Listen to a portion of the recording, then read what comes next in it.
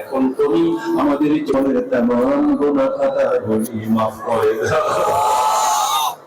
গুনাহের সাগরে আমরা ডুবেছি, তোমার রহিম রহমান নামের রশি ধরেছি।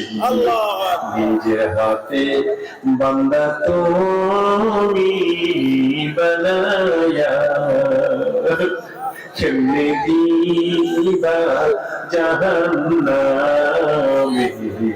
ফেলিয়া। যত গুনাহ খুশি মাওলা গোপনে মাফ কইরা গো আল্লাহ। তুমি যদি মাফ না করো বান্দারে,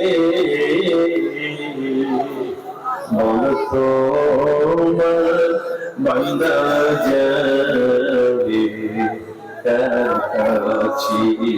সকলেরই দরজা হইতে ফিরিয়া